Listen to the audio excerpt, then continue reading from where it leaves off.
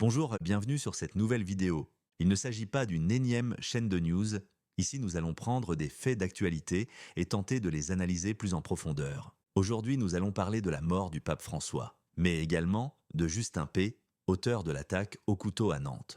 Au moment où j'enregistre cette vidéo, le pape François vient d'être enterré. L'occasion pour nous de revenir sur son parcours et de nous intéresser à sa succession. Nous allons essayer de ne pas faire du Wikipédia. Jorge Mario Bergoglio est né le 17 décembre 1936 à Buenos Aires, en Argentine, de parents émigrés italiens. Dans sa jeunesse, à peu de se marier, il est appelé par autre chose, vient à se confesser et fait l'expérience de la miséricorde. C'est aussi dans sa jeunesse qu'il cumule 2 emplois, chimiste et videur de boîtes de nuit. Et c'est cette seconde expérience qui l'amènera à voir le monde autrement et à mieux comprendre les gens. Un homme qui a connu l'amour et la pauvreté. À 21 ans, il entre chez les Jésuites et le 13 décembre 1969 est ordonné prêtre. Puis dans les années 70, l'Argentine connaît un régime dictatorial instauré par une junte militaire. C'est dans ce contexte qu'il exerce son mandat et sauva de nombreuses personnes au péril de sa vie. Puis en 1998 et en 1201, il est nommé archevêque puis cardinal.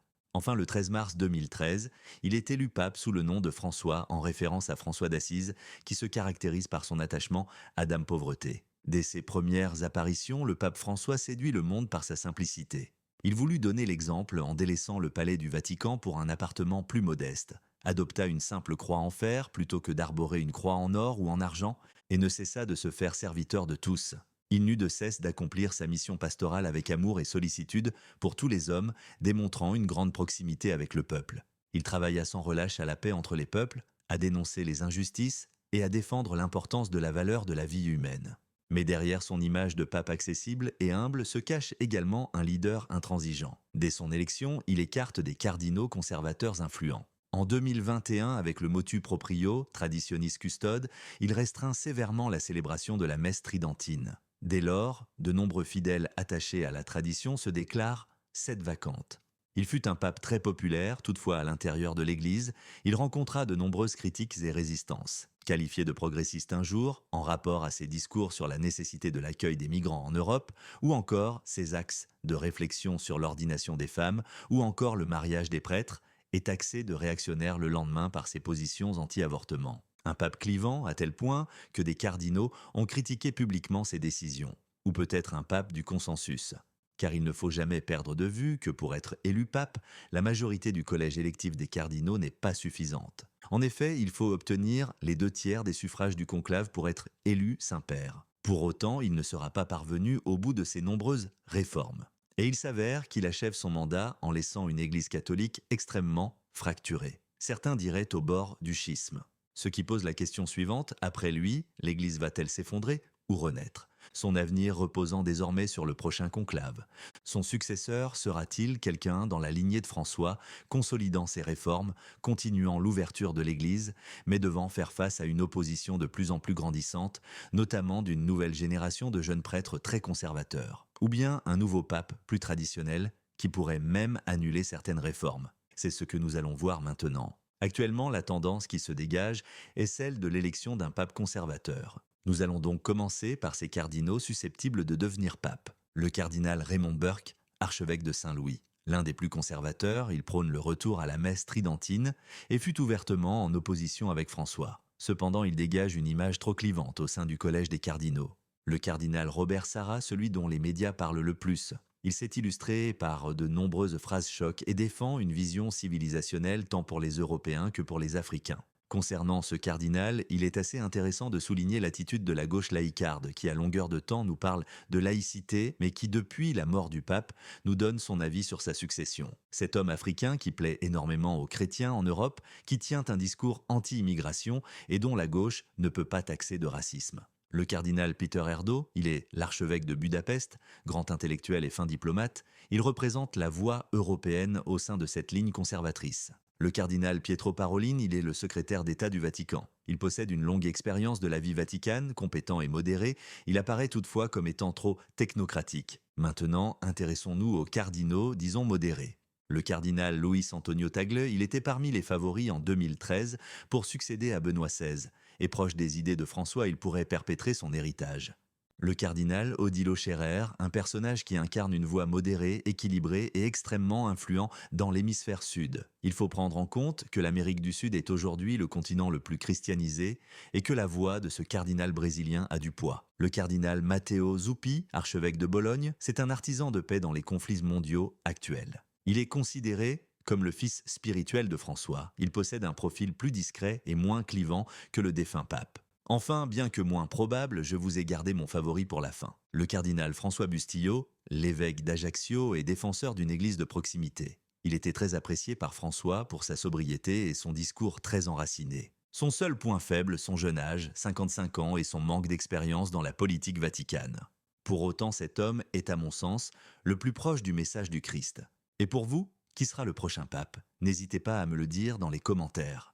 L'autre info de cette semaine, c'est l'attaque au couteau qui s'est déroulée à Nantes, perpétrée par Justin P., et qui a fait une morte et plusieurs blessés parmi ses camarades. Je ne m'attarderai pas sur les réactions des divers bords politiques, la gauche jubilant à la vue du prénom de l'auteur présumé, Justin et toisant l'extrême droite, en sortant des phrases du type alors « Vous ne dites pas toujours les mêmes » ou encore « On ne vous entend pas lorsqu'il s'agit d'un Français », avant d'apprendre que finalement ce jeune homme est d'origine turque ou kurde.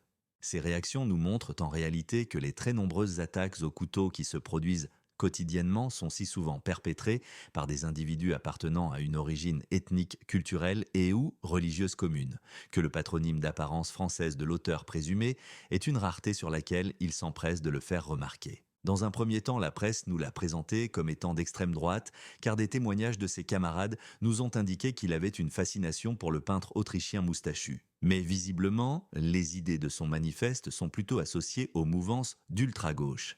Et c'est d'ailleurs sur les extraits de son manifeste que nous allons nous attarder. Un manifeste qui se divise en 3 parties. Il nous parle tout d'abord d'écocide globalisé, une thématique portée par un parti comme Europe Écologie Les Verts par exemple. Il critique la manière dont l'humanité, et notamment les sociétés modernes, sont responsables de la destruction de l'environnement et des écosystèmes, de toutes les actions qui nuisent à la terre, contamination chimique, bétonisation, exploitation industrielle. Des discours largement diffusés auprès des jeunes générations depuis plusieurs années. Pour autant, et ce faux, n'observe-t-on pas une multiplication d'extinctions d'espèces, un usage excessif des pesticides et fongicides dans l'agriculture, même si on peut légitimement dénoncer les règles trop strictes imposées aux agriculteurs européens, qui de ce fait souffrent d'un manque de compétitivité comparé aux agriculteurs américains, brésiliens ou chinois. La bétonisation, qui selon moi va de pair avec la société de consommation, la bétonisation, c'est par ce exemple cette volonté de vouloir construire des pavillons neufs un peu partout au lieu de rénover de l'ancien, c'est la construction d'éoliennes.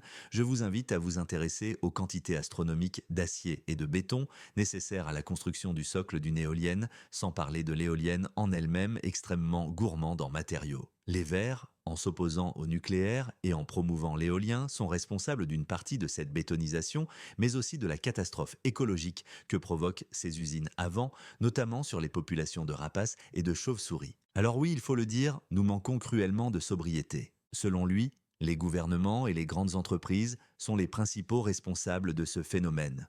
Encore une fois, comment pourrions-nous lui donner tort? Les gouvernements agissent selon un agenda politique qui leur est propre et souvent loin des considérations et des avis de leur peuple. Je reviens sur le nucléaire, mais par exemple l'arrêt du nucléaire en Allemagne est la résultante d'une pure idéologie et a conduit à devoir rouvrir d'immenses mines de charbon à ciel ouvert. Faire rouler des voitures électriques avec de l'électricité au charbon, c'est simplement déplacer le problème.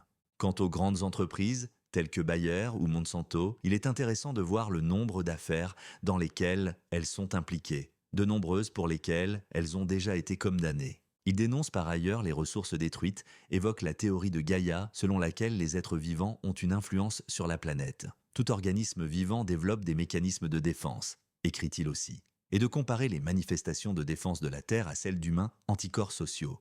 Des personnes généralement marginalisées, pathologisées, criminalisées, des anticorps nécessaires pour déranger la normalisation du désastre. Ici, il n'y a pas grand-chose à dire, j'y vois juste une sorte de plaidoyer pour justifier ces actions. Cependant, pour un peu mieux comprendre ce qu'il évoque ici, je vous recommande de vous intéresser au lore de Final Fantasy VII. Dans ce jeu vidéo, qui est également un film d'animation, Final Fantasy VII Advent Children, la Terre s'est défendue contre une multinationale exploitant une énergie issue de la planète elle-même, la planète infligeant des sortes de métastases aux habitants, comme un mécanisme de défense face à une agression. Le texte fait aussi état d'un système qui façonne, découpe, éduque, évalue, conforme, il détruit les psychés, étouffe les émotions profondes, uniformise les aspirations, une violence systémique et une aliénation sociale, sous une forme annoncée comme plus insidieuse, car selon l'auteur, elle est institutionnalisée et s'infiltre dans les esprits, les corps, les relations, les émotions, les désirs, les langages. Analysons cela de plus près. Ne sommes-nous pas tombés dans une ère de l'ultra-individualisme? Et pourtant, les gens n'ont sûrement jamais autant été des clichés ambulants, des copies conformes. Après tout, le terme de PNJ est rentré dans le langage courant. La droite ne dénonce-t-elle pas, à juste titre, un appauvrissement du langage, un abrutissement de masse? Notre société n'est-elle pas victime d'une ultra-violence, d'une hypersexualisation? Les rapports humains et les relations intimes ne sont-ils pas de plus en plus dénués d'émotions, tant de corps dissociés de leur âme et de leur esprit?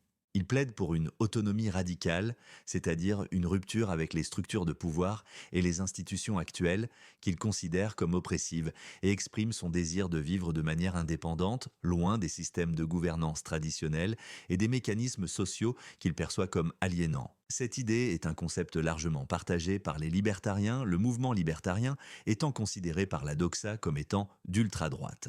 Je reviendrai dans une autre vidéo sur l'étatisme et les institutions. En attendant, n'hésitez pas à donner votre avis dans les commentaires. Le manifeste attaque également la société de consommation et l'hyperconnectivité, qu'il voit comme des distractions et des instruments de contrôle social. Selon lui, l'humanité est devenue trop dépendante de la technologie, ce qui l'empêche de mener une vie authentique et véritablement libre. Nous pouvons à nouveau nous interroger sur ces propos. Nos temps d'écran n'ont-ils pas terriblement augmenté au cours de ces 10 dernières années, Netflix, Instagram et désormais TikTok? Il est de notoriété publique que nous passons beaucoup trop de temps derrière nos écrans et de plus en plus d'études montrent l'effet délétère de ce phénomène.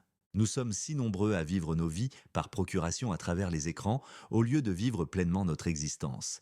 Car plus nous sommes endormis derrière nos écrans, et plus nous devenons passifs et non acteurs de nos vies, et des populations qui ne sont pas acteurs de leur vie, ce sont des masses plus facilement manipulables pour nos gouvernants. Ce manifeste fait également référence à un idéal de convivialité, une sorte de retour à des valeurs plus humaines et solidaires, loin de la compétition féroce et de la déshumanisation qu'il attribue à la modernité. Il incite à une rébellion contre ce qu'il considère comme un ordre mondial injuste et destructeur. L'adepte du christianisme intégral que je suis ne peut qu'approuver ce propos. Les valeurs humaines et solidaires, c'est précisément la miséricorde et la charité. Le monde nous coupe de ces valeurs, la modernité a du bon et du mauvais, mais nous nous enfonçons un peu plus chaque jour dans le mauvais de cette modernité qui nous déshumanise. Le Christ, lorsqu'il s'est fait homme, est venu renverser la table, et un bon chrétien, à l'image du Christ, se doit de renverser la table, de se battre contre l'injustice, de lutter contre le monde qui nous enlève notre humanité.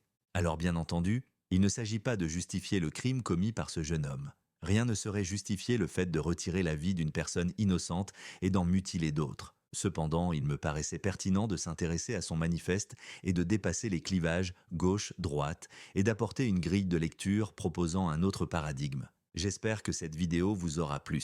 Si c'est le cas, n'hésitez pas à aimer, commenter et partager la vidéo.